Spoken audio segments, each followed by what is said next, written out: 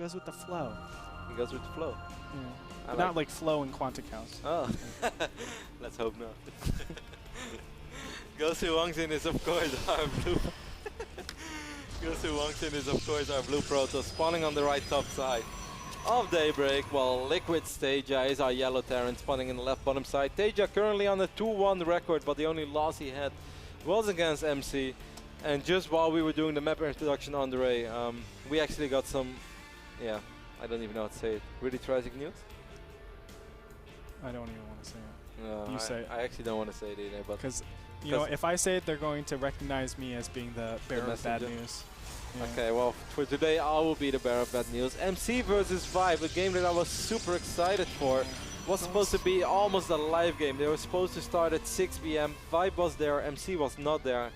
We waited for more than 50 minutes. We tried to contact everyone. We tried to contact MC's manager. We waited for MC, and eventually Vibe said, well, I think I've waited long enough, and I have other things to do as well. So unfortunately, guys, MC versus Vibe won't be happening, since MC, for some reason, did not show up. Yeah. Which is very sad. But on the brighter side, we do have HwangSin versus TaeJa.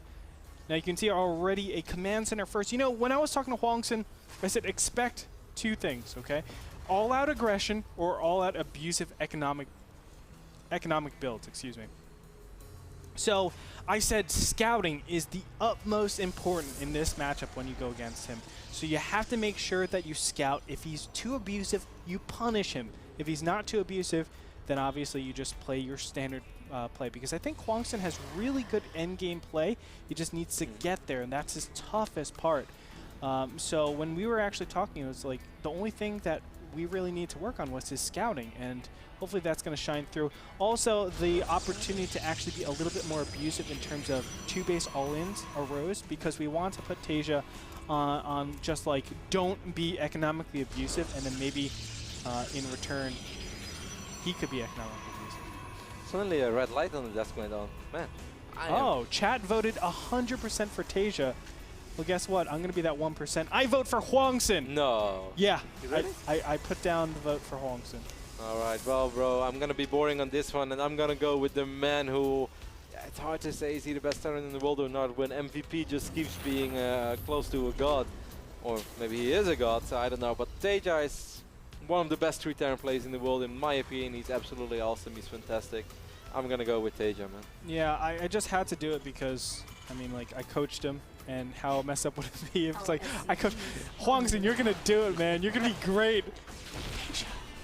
All money on TaeJa. Yeah, that would be pretty terrible. If I was just, if I was just student, I would feel pretty hurt. Yeah. It's cool though that you're really taking care of HwangSin and that you're going to try to make him a better player, but it's going to be hard against TaeJa, Andre. Well, before the action really kicks in, we see 1 gauge Robo and 2 more gates being warped in. But TaeJa already went up to triple orbital, and he's going to even add 1 more Rex, so he will be safe against early gateway aggression. Do you believe in the concept of coaches? I do. Could you explain why? 100%. You know, a lot of the work that players have to do are not really like game related.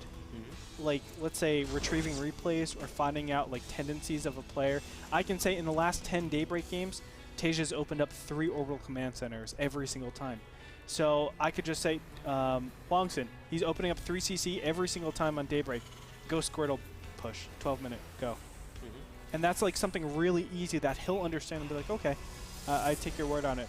And that's something like, that's a lot of digging and finding recent games. And so really you feel that the coach is much more to do, let's say, the dirty work rather than like telling him how to actually play, much rather do the resources. I think the coach should do both of them. I mean, the players should really focus on getting better mechanics, being able to execute builds. But there is a certain level of, you know, maybe the coach should actually take away like the strategic thinking. And don't get me wrong, leave the player to do like impromptu strategic thinking. But when it comes down to it, it's like, hey, HwangSin, do you think, let's say, a 4-gate would be better on this map than going for all, you know, standard aggression? And then you just kind of like lead them in the right direction. Don't get me wrong, I do feel like, hey, there's this new build, you should definitely learn it, or here I'm going to show you how to actually be a better player, because I think that does exist. But on the very tip-top level, I feel like coaches can't really, I don't want to say talk to them about that stuff, but they don't have the most excellent grasp to be able to do that, because to be a coach like that, you need to be an outstanding player.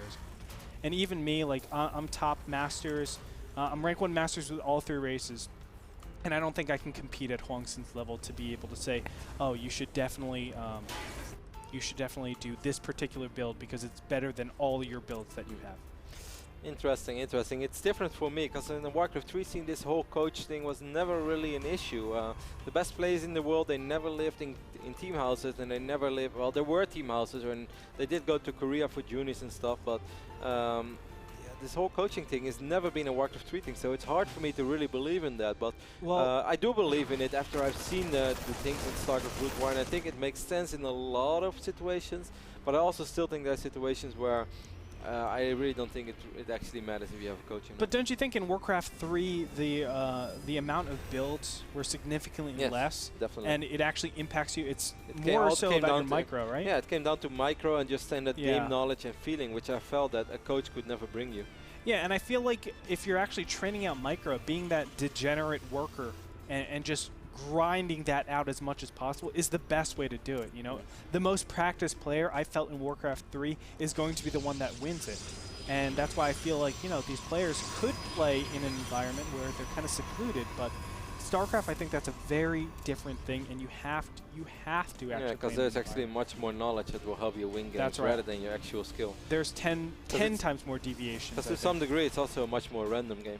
I know that people don't like to hear that, but it's just true. In Warcraft 3, the same players pretty much almost always won. There's been a period where I think Robbie won like 6 out of 7 tournaments that he participated in. Well, that's never going to happen in StarCraft, not even MVP. And HwangSin doing a really powerful build here. I really like this. Double Forge, it's going to be a 1-1 timing? Yeah, it looks like it is, but TaeJa does have the capability. Has to be careful. Ooh, wow. So there are no stalkers in this, so TaeJa doesn't have to be super, super careful. But what TaeJa does want is at least 1 medevac out on the field, but he's going to put 4 down. And what this is going to accomplish is that counterattack, that back attack, buying a little bit of time. You can see these Colossus not actually engaging against the bunkers. And that actually gives time for Vikings to come out, or even that second starport to come out. He's working off double starport soon with double reactors. So all that TaeJa needs, Andre, for himself is, let's say, 45 seconds from now, and then he's going to have about 8 Vikings, as he already has 4. 2 more are in production. Maybe he can even go up to 10 Vikings, and that would be enough to deal with this push. It's very weird that it's a 1-1 with double fort. Yeah, I don't know if I'm too keen on that, but HwangSin still performing it so well. You can see only 4 Vikings out in the field. If he targets those down, what does TaeJa have to actually combat this? Oh, look at the force field. So many Marines are so clumped up as the Colossus get some shots up there. But the Marauders are really posing a serious threat. He's focusing down the Vikings. But actually, I think this is starting to look okay for HwangSin. Yeah, I think HwangSin has just won it. I mean, there are no Vikings down the field. The stalker count is way too high, and HwangSin's just going to move into the natural. The third base is there for his pickings if he so chooses to. HwangSin doing the perfect build against a triple command center opening.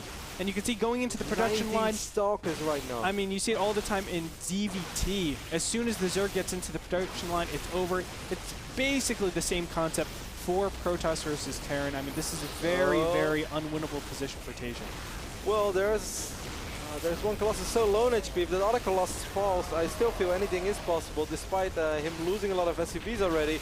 He's on triple orbital. There's 3 Vikings remaining, actually. HwangSin has to be a little bit careful, no? Yeah, he does, but I mean, so many SCVs have been cleaned up. If you look at the income tab, 50 to 30, it doesn't really matter.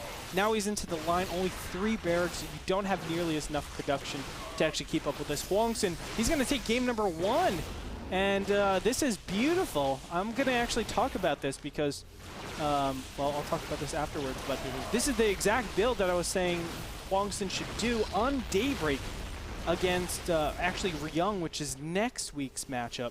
Because 3 orbital command centers are so common on Daybreak to do some sort of like Squirtle-esque push. It was a 1-gate robo, double-gate add-on, and then immediately dropping the robo bait to get those Colossus out as quick as possible, since every second counts, of course. HwangSin is going to end up, I think, losing all of these stalkers in the main base. Might be able to pick off a few marauders. Yeah, I mean, it's going to be very, very minor. And good micro overall from TaeJa. Yeah, He's beautiful micro. Pick it up and kind of dodge some of the stalker fire. But, you know, when it comes down to it, when you're on one single barracks, what can you really do? And TaeJa, he's staying in the game because he's a trooper, man. But there it is, GG. And HwangSin takes game number one. That's a really big surprise. So, you did call it, Andre. You did call it. Let me go ahead and talk about this. The reason why 3 orbital command centers are so common on Daybreak is because of the open spaces, and also it's very far away. And 3 orbital command center, it's kind of hard for Protoss to actually judge that. But I said, HwangSin, you know TaeJa's a little bit economically abusive. Go ahead and do something like 1 gate robo, because you're not really expecting any 2 barracks or 4 barracks pressure. Go 1 gate robo. Scout with an observer and see, is it 3 orbital command center or not? If it is 3 orbital command center, push with 3 Colossus at 12 minutes. Why is that so important? Because when you get that 3rd orbital command center, what ends up happening is it's 400 minerals or 550 minerals. That's actually approximately 30 to 45 seconds worth of mining time. That means your tech comes 30 to 45 seconds. And if you want to do the math and everything, what ends up happening is if you get 4 medevacs, you have at most 2 Vikings by the time that 12-minute push comes out.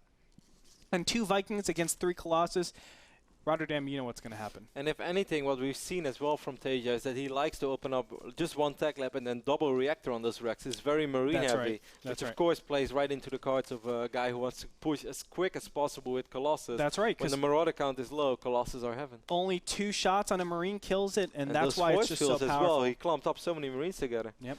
Beautiful game by HwangSin, and I think that you helped him quite a bit, Andre, because you were spot on. Unfortunately, you won't probably be on the front page of Reddit. You're not the Apollo, but those were really good calls. No. But anyway, we're going to go to a short commercial break. When we come back, game number 2 between HwangSin and TaeJa. That was brought to you by Go to My PC. You can go over to nasl.tv/go to my PC for some discounted rates on some technological wizardry. Again, nasl.tv/p/go to my PC. When we come back, game number 2, as I said, don't go anywhere.